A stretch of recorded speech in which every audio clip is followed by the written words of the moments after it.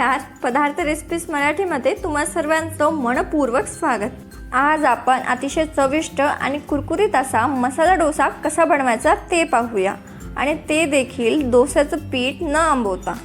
सर्वप्रथम आपण एका पातेल्यामध्ये 2 वाटी तांदूळ घेऊ।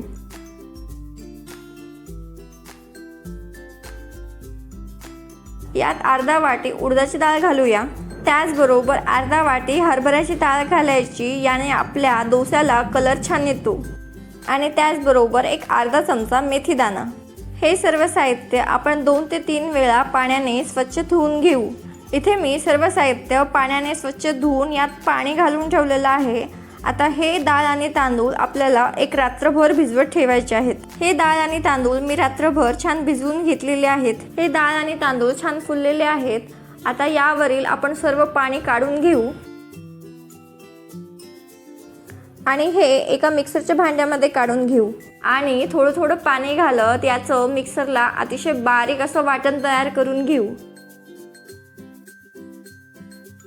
इथे हे पीठ मी मिक्सरला छान फिरवून घेतलेलं आहे।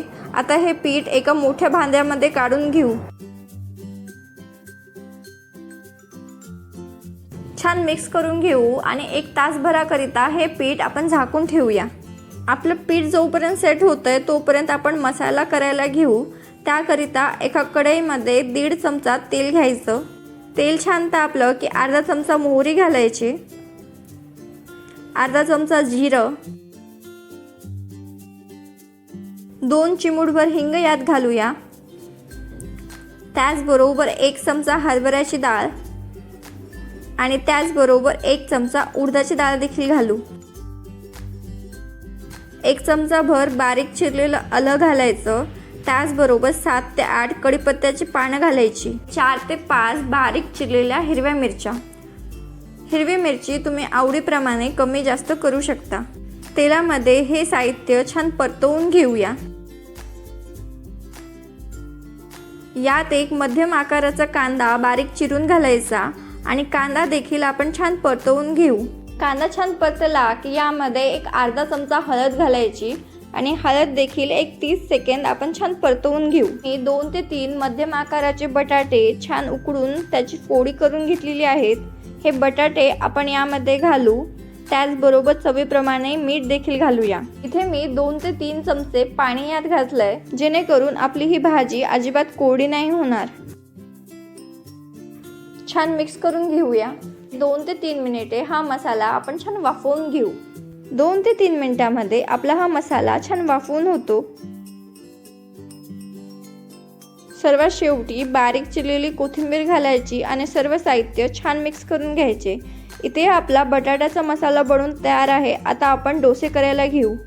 1 तासभरामध्ये आपलं हे पीठ देखील छान सेट होतं। पीठ न आंबवता डोसे केल्याने 2 फायदे आहेत। प्रथम म्हणजे या डोस्याने दुसऱ्या डोस्यांपेक्षा लवकर पोट भरतं आणि दुसरं म्हणजे आंबलेले पदार्थ खाऊन बऱ्याच जणांना ॲसिडिटीची प्रॉब्लेम होते, ते सुद्धा या डोस्यामुळे होणार नाही।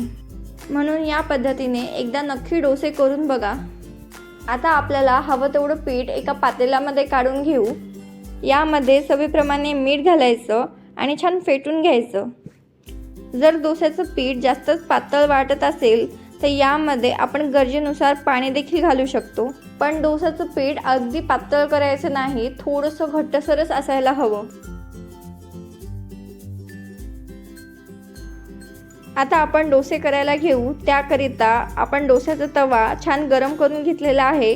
आता याला फडक्याने एकदा छान पुसून घेऊ। जर तुम्ही लोखंडी तवा यूज करत असाल तर तव्यावरती थोडंसं पाणी शिंपडून घ्यायचं। आता एक पळीभर बॅटर आपण तव्यावरती घालून त्याला छान पसरवून घेऊया।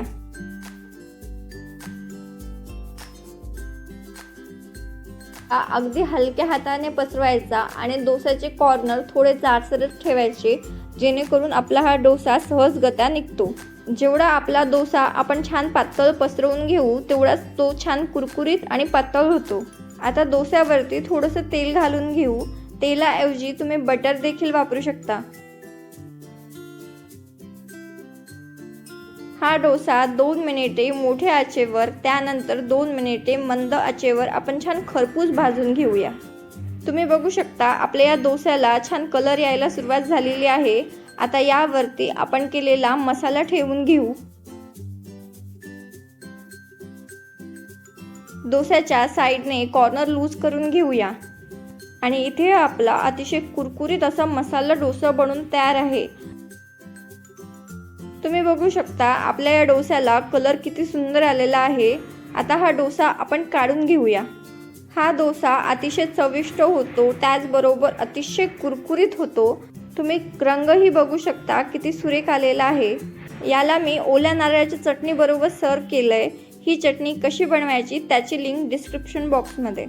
नेहमीप्रमाणे आजची ही रेसिपी आवडली असेल तर लाईक, शेअर आणि कमेंट करा आणि अशाच नवनवीन रेसिपीसाठी पदार्थ रेसिपीज मराठीला सबस्क्राईब करायला विसरू नका। लवकरच भेटू अशाच एका नवीन रेसिपी सोबत।